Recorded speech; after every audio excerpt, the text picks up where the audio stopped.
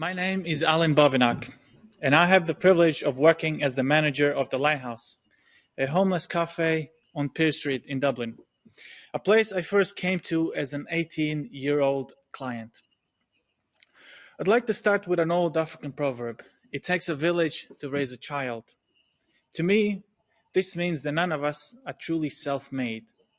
We are all shaped by our environment, history, culture, and the influences we encounter daily. When I first understood this, I was terrified.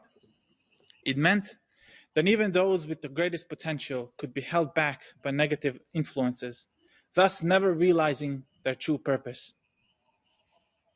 It is a sobering thought, but it also reminds us of the power of community, how how the right environment can transform lives.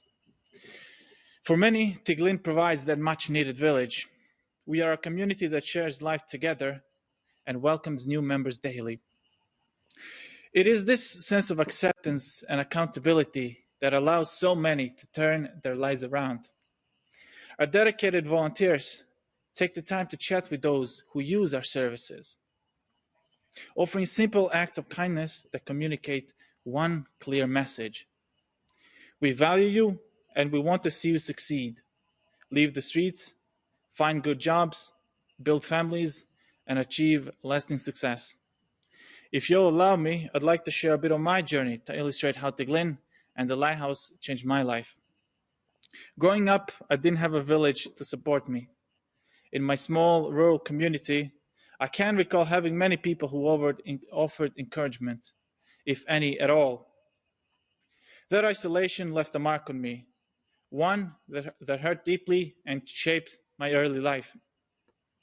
I felt like myself and my brother Jay were always trying to get by on our own, together, largely unsupported by anyone else.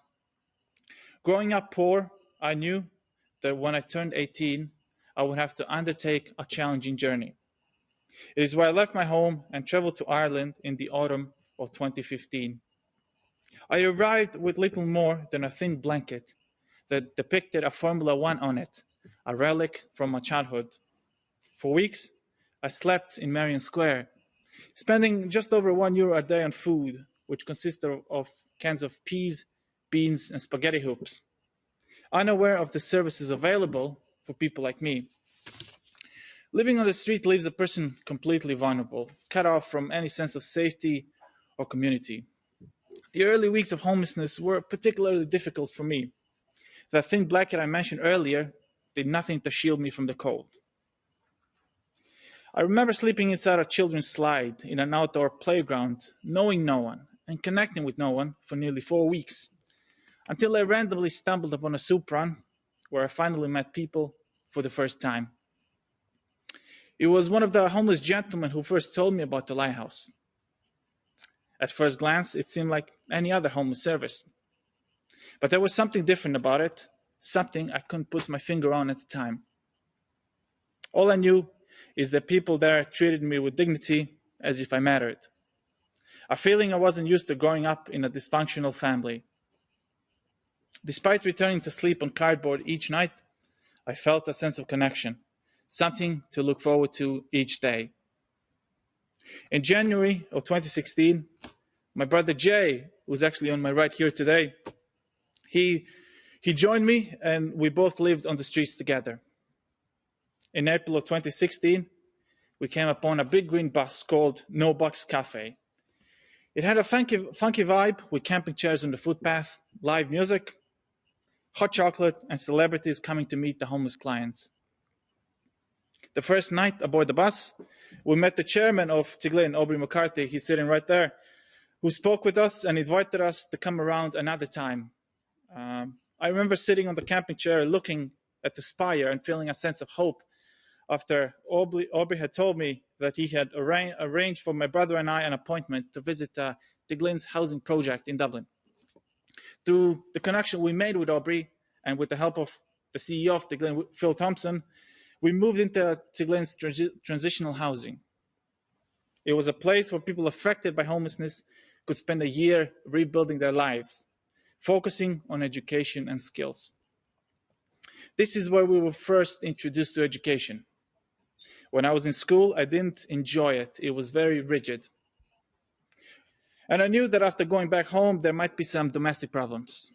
However, here, education came in small, manageable doses. Each course earned us credits, and not long after that, those credits added up. With the help of Tiglen, my brother and I eventually enrolled in a degree course with Southeast Technological University. And I went on to earn a master's in social work. Today, I'm working on my second master's with Dublin City University and will graduate in a few weeks. None of this would have been possible without the support of Tiglen and certain individuals who believed in me. Since becoming the manager, I've worked to fill gaps in our services, introducing initiatives like medical support, barbers, and voluntary guest musicians, including those performing here today, and even movie and bingo nights. These recent improvements came from my experiences as a client. While living on the street, I felt as if the city was my house and the lighthouse was my living room. It was more than just a place to eat. Over time, I've come to understand that true healing can only happen within a community. A person cannot heal in isolation. It takes the acknowledgement, encouragement, and belief of others to foster real change. Without that, it's easy to fall into resentment. I was fortunate to receive that encouragement from certain individuals in this very service, and it made all the difference. Today, I find myself coming full circle, managing the very same place where I once came seeking help. I often encourage, I often encounter individuals who are in desperate need, not just of food, but of something deeper, a genuine connection. Having been in their shoes, I understand the importance of this connection on a personal level. At the Lighthouse, we see our clients for their potential and not just as another statistic. Let me leave you with an interesting thought. Scientists have found that a tree planted in a sheltered environment only grows to a certain height. But when that same tree is planted in harsh conditions, withstanding strong winds and storms, its roots grow deep, making it strong and resilient. The same holds for us human beings. Some of the best colleagues I've had the privilege of working with are those who have faced significant adversity. They are the ones who, with righteousness and goodness in their hearts, form the backbone of our work. May this important work continue for many years to come. Thank you.